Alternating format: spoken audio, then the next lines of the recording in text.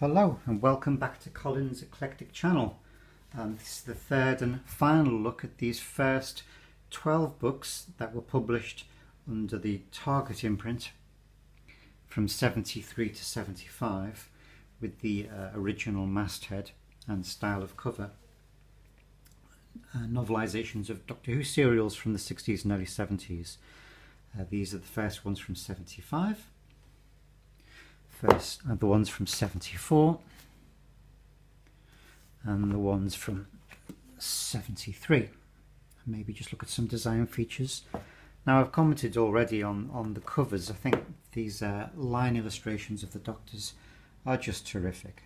Really good quality, almost photographic quality. But interesting touches. I picked this one because of the interesting picture of the Cybermen, the monster that the Doctor faced in this serial, which on television was called Moonbase, but here is called the Cybermen.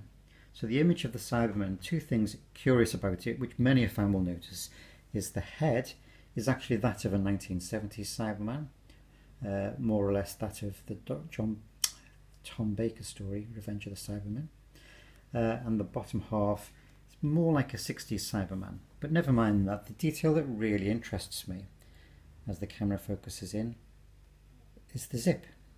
You can see the artist has chosen to include the zip on what I imagine was probably a diver's costume or uniform painted silver. Now on TV, as far as I know, they always managed to cover up the zip, but the artist chose to include it. And as I've said in another video, these books were probably as formative as the TV program in some ways, if not more, because you could hold them in your hand, look at it over and over again. And I'm sure as a child I probably tried to draw that picture multiple times, and when I did, I'm sure I included the zip because the artist hated it. Anyway, a fabulous little detail. Now, if I'm going to put these in order, my reason for doing this is just to display them a little bit how they might have been displayed on say a child's bookshelf at the time, or maybe there were some older fans at the time doing the same thing. This is publication order. This is not broadcast order. So this was the first one published, and so on, for some William Hartnell, some John Pertwee, and a couple of Patrick Troughtons. So you can see the Patrick Troughton one at the end there, whereas any Doctor Who aficionado, I'm sure, would tell you that Patrick Troughton was the second Doctor and John Pertwee was the third.